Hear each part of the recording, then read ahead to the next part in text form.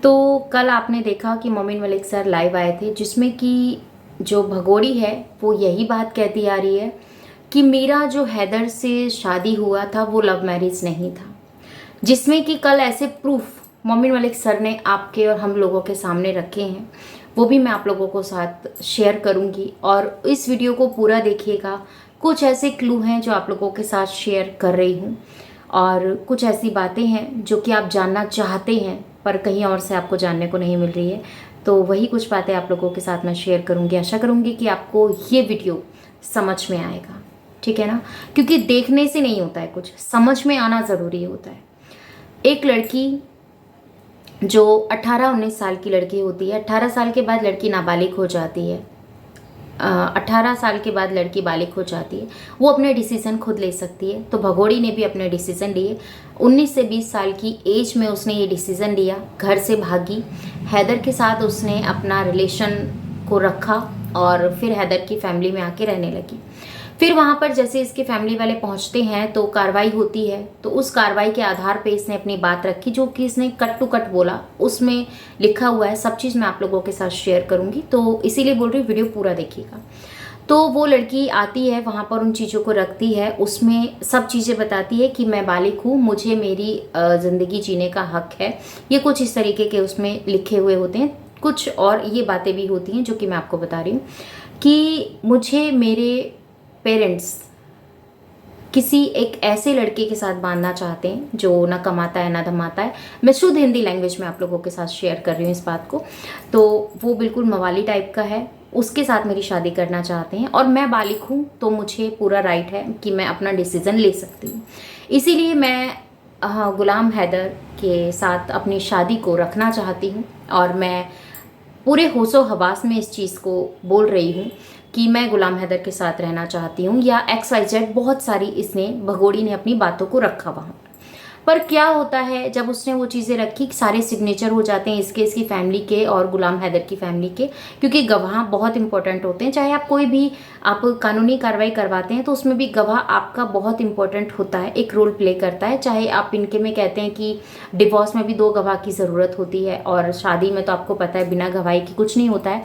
तो ये सब चीज़ें होती हैं। दूसरी चीज़ ये भी होती है कि मैं आपको ये भी बता दूँ, जब वहाँ पे स्टेटमेंट लिखवाई गई, सब चीज़ें ओके हो गया, तो वहाँ पर एक जो कागज़ होता है, जो मतलब सर्टिफिकेट होता है, उस सर्टिफिकेट के आधार पे ये चीज़ें भी लिखी कि आप इसको संभाल के रख सकते हैं। अदर कभी इन द केस कभी फ्यूचर में कभी इसकी ज़रूरत पड़ती है तो आप इसके आधार पे मुझसे कुछ भी सवाल कर सकते हैं। तो जो कि वो मोमिन मलिक सर के हाथ में आ चुका है। और मोमिन मलिक सर के हाथ में आने से क्या फ़ायदा हुआ उसका, क्योंकि वो चीज़ें अब कोर्ट में पेश होंगी। ये पूरी तरह से ना बेनकाब हो चुकी है। अब ये कितने भी षड्यंत्र रच ले, कहीं खेत में जाकर वीडियोस बना ले, जंगल में जाकर अपने भैया को खड़ा कर ले या अपने सैया को खड़ा कर ले या XYZ कुछ भी कर ले, अब ये बुरी तरह फंस चुकी है। तो ये चीज़ें अब कहते हैं ना, पैतरे पे पैतरा अब खेला जा रहा है, पैतरे पे पैतरा ये चीज़ें करी जा रही है, वो होगा ये होगा।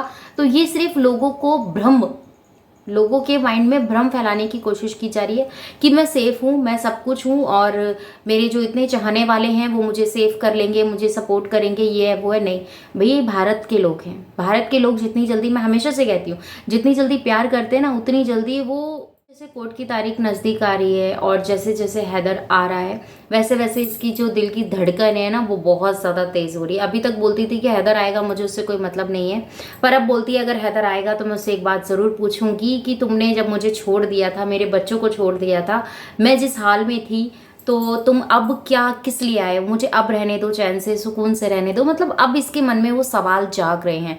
तो चाहे तू भैया लाख सवाल कर ले, चाहे 1000 सवाल कर ले, हैदर तेरे सामने होगा और तुझे उसके सवालों के जवाब भी देने होंगे और तू उससे सवाल पूछेगी, उसके जवाब भी हैदर को देने होंगे। क्यों भाई, क्या कहते हो हिंदुस्तान की जनता?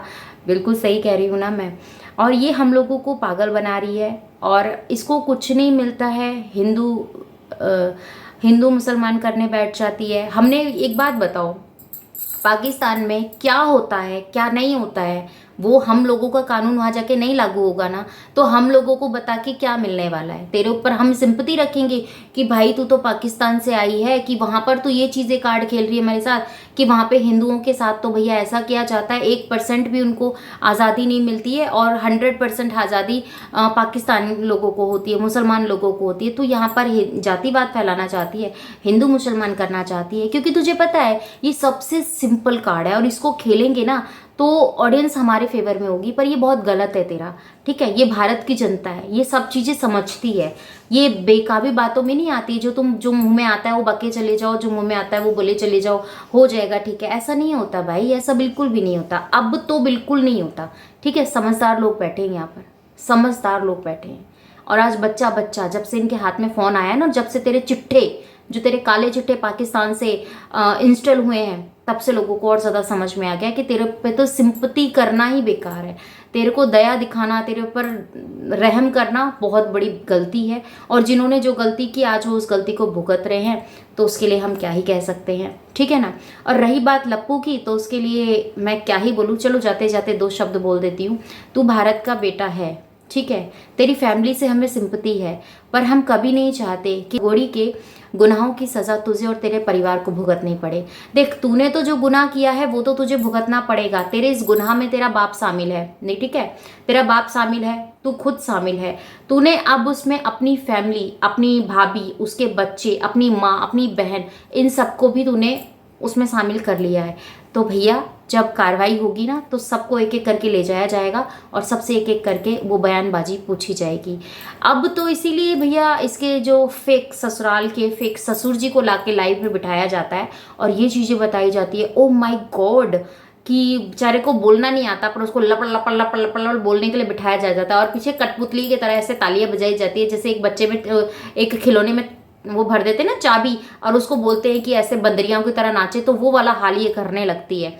पता नहीं भैया क्या सोच के इसके अंदर भगवान जी ने या फिर इसके अल्लाह ने क्या बुद्धि डाली है कि राम ही मालिक है। इसको अपने बच्चे का भविष्य नहीं दिखाई देता, इसको अपने बच्चों की, मतलब कोई भी माँ कभी भी अपने बच्चों की ना जिंदगी रिस्क में नहीं डाल सकती, जैसे कि ये, मुझे तो लगता ही नहीं है कि माँ कहलाने के लायक है। इसने कुछ ऐसा काम नहीं किया है जो इसको एक ऐसा कह सके कि हाँ ये अपने बच्चों के लिए अच्छा सोच रही है। ना इसने पति के लिए सोचा, ना पेरेंट्स के लिए सोचा। तो आपको पूरी बात सुनिए और पूरी बात चलते हैं सीधा मोमिन मलिक सर के पास, उनसे सुनते हैं कि क्या रहा क्या नहीं रहा। बहुत झूठ बोले हैं और इसके झूठ पे सच का जवाब देते हुए हम इस वीडियो को लेके चलते हैं आगे। तो प्लीज बने रहिएगा इस वीडियो में। ये इसका मैरिज सर्टिफिकेट जो इसने भाग के शादी की थी, जिसमें इसके साइन भी है, अंगूठे भी है, और ये कहती है ना कि मुझे तो पता ही नहीं था। कितनी चालाक औरत है, कितनी झूठी औरत है। कहते हैं मुझे तो पता ही नहीं था, मेरे तो साइन करा लिए, मैं तो जानती नहीं, मैं तो उर्दू जानती हूँ। तो आप देखो इसमें उर्दू में ही लिखा हुआ है भाई साहब, इंग्लिश में भी है और सारा कुछ उर्दू में। आप देखो ऊपर पूरा ये काला निशान, काले पेन से सब उर्दू में लिखा हुआ है, सब कुछ उर्दू में लिखा हुआ है। इसके अंदर ये भी लिखा हुआ है, मैं बता देता हूँ। I Seema Raza, daughter of Ghulam Raza, by caste Rind, adult, Muslim, उम्र 19-20 साल, originally resident of village Rind, taluka Kot, DC district Khairpur, Mir, at present resident of Lal Khan Jakhani इतना की रहने वाली हूँ मैं, सीमा हैदर।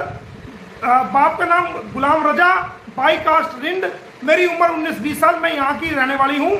और आई एम सोजूरिस and consider till my all betterment and passing happy life, so also can exercise my wish and consent for my betterment and for passing peaceful life। कहती है मैं अपनी अच्छी जिंदगी जीने के लिए बिना किसी बहकावे के, बिना किसी डर के, बिना किसी लोभ लालच के, अपनी मर्जी से अपनी जिंदगी को अच्छा पास करने के लिए मैंने ये फैसला लिया है। That about 10 days back I have left my house of parents due to reason that my parents who greedy persons forcibly wanted to get me married against some suitable consideration with a person who was man of a loafer type। कहती है मैं अपनी मर्जी से 10 दिन पहले घर से भागी हूं। ये सीमा हैदर कह रही है कि मैं अपनी मर्जी से 10 दिन पहले घर से भागी हूं क्योंकि उसमें कारण क्या दिया इसने, क्योंकि जो मेरे माँ बाप हैं वो लालची हैं, ग्रीडी पर्सन, और वो लालची हैं और जबरदस्ती मेरी शादी एक लोफर टाइप के आदमी से करना चाहते हैं। इस औरत ने अपने बाप को नहीं छोड़ा, इस औरत ने अपनी माँ को नहीं छोड़ा, इस औरत ने उनके ऊपर भी इल्जाम लगाए। और ये कब की बात है, ये 15/2/2014 की बात है। ये तारीख पढ़ो, ये तारीख 15/2/2014, अब से 10 साल से भी 10.5 साल पहले ये कहती है कि मैं अपनी मर्जी से घर छोड़ के आई हूं। इसको भागने की आदत है, कभी ये घर से भागती है, कभी ये पाकिस्तान से भागती है, कभी ये नेपाल से भागती है, कभी ये भारत में इसको ये रुकी ही नहीं जब से जवान हुई है, इसको रुकना ही नहीं आ रहा। ये भागती फिर रही है, भागती फिर रही है, भागती फिर रही है। खुद एफिडेविट में कहती है कि मैंने 10 दिन पहले अपना घर छोड़ दिया क्योंकि मेरे माँ बाप लालची किस्म के आदमी, ये कह रही है एफिडेविट में, और मेरी शादी लोफर से करना चाहते हैं। आगे क्या कहती है सुनो, which was not like me, उस लोफर आदमी को मैं पसंद नहीं करती। I intend to leave house of my parents, इसलिए मैंने घर छोड़ दिया। वहां पसंद नहीं आया तो घर छोड़ दिया। 4 बच्चे पैदा कर लिए तो कराची छोड़ पाकिस्तान छोड़ दिया। फिर ये सचिन समझ में आ गया, कुछ दिनों में ये सचिन से पेट भर जाएगा तो वो उसको छोड़ के भाग जाएगी। अरे तेरा स्टैंड है, कहीं रुकेगी कि नहीं रुकेगी, कहां रुकेगी तू भारत की संस्कृति को क्यों खराब कर रही है, तू रुकेगी कहां। ये तेरा एफिडेविट है, कोर्ट में देंगे ना हम एफिडेविट, ये ओरिजिनल है हमारे पास। फिर आगे कहती है that due to the above said reason I have left the house of my parent in the clothes about 10 days.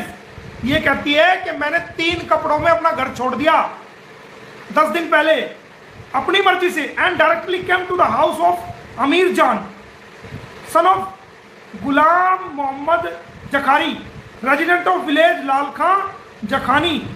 कहती है मैं गुलाम हैदर के बाप के घर आ गई हूं डिस्ट्रिक्ट जैकाबाद में। Who is visiting terms with me there I have,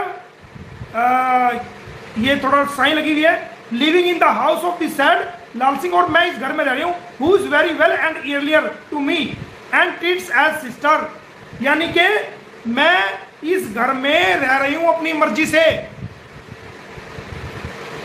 और बच्चों की तरह मेरे से व्यवहार किया जा रहा है जैसे बहन बेटियों से किया जाता है। अब contact marriage with the person who is my choice namely Ghulam Haider.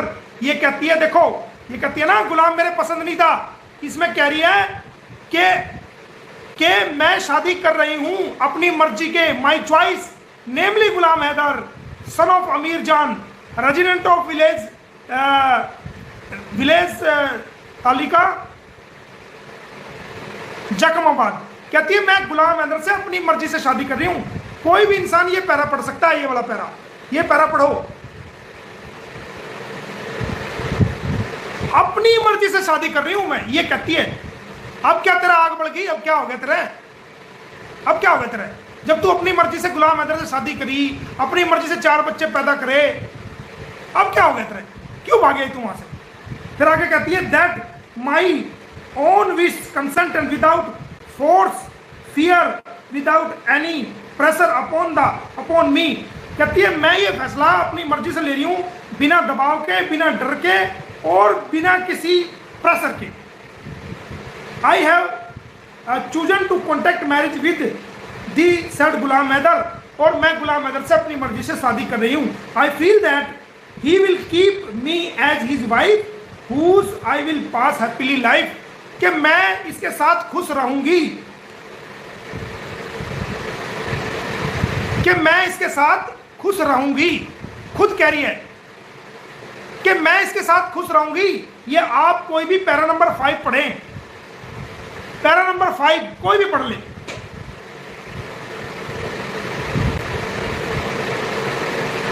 Para number 5 में कहती है कि मैं इसके साथ गुलाम हैदर के साथ खुश हूं और इसके साथ ही खुश रहूंगी। तो अब क्या हो गया तेरे, कुचला बढ़ गया क्या हो गया तेरे, अब क्या हो गया तेरे।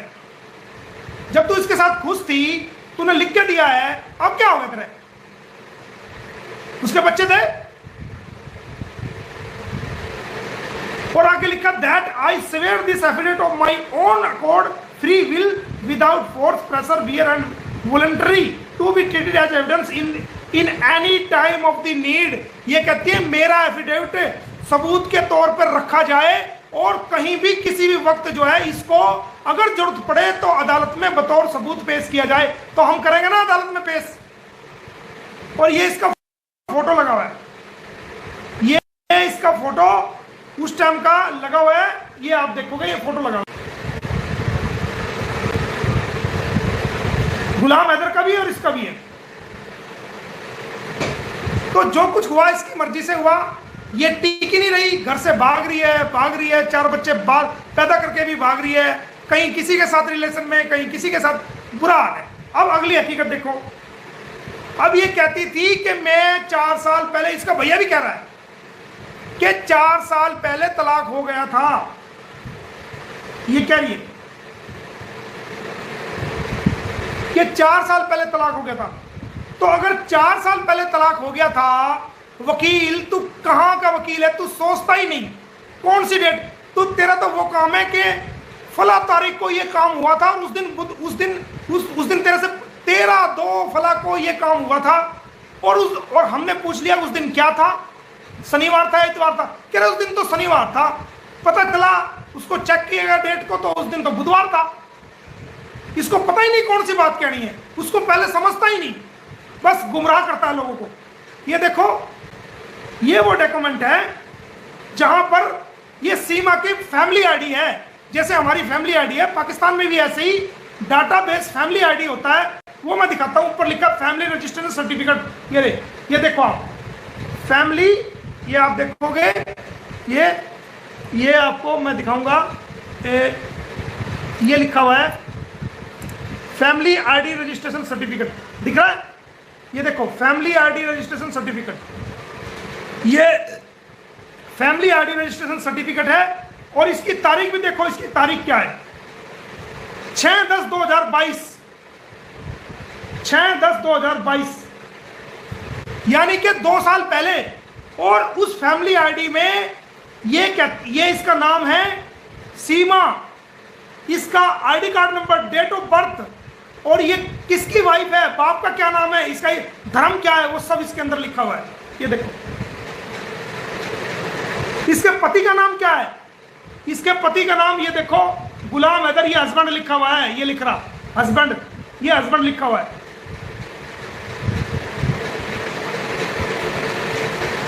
फैमिली आईडी में 2022 में 6/10/2022 को गुलाम हैदर को साइन करके कहती है कि मैं, उसका फैमिली आईडी जो बनी उसमें कहती है मेरा पति है, और इनका धर्म क्या है, वो इस्लाम धर्म इसके अंदर लिखा हुआ है। तो क्या लगता है इस वीडियो को देखने के बाद? अपनी राय कमेंट सेक्शन में जरूर दीजिएगा। मिलती हूँ नेक्स्ट वीडियो में। अपना और अपनों का ख्याल रखिएगा, दुआ में मुझे याद कीजिएगा। जय श्री कृष्णा, राधे राधे। चैनल पर नए हैं तो प्लीज़ चैनल सब्सक्राइब कर लीजिएगा। वीडियो समझ में आती है, पसंद आती है तो प्लीज़ इतना सा कहना चाहूँगी, एक छोटा सा कमेंट करके ज़रूर बताइएगा, जिससे कि मुझे भी पता चले कि आपकी सोच क्या है, क्या आप सोचते हैं भगोड़ी को लेके या फिर हमारे भारत देश को लेके। मिलते हैं नेक्स्ट वीडियो में।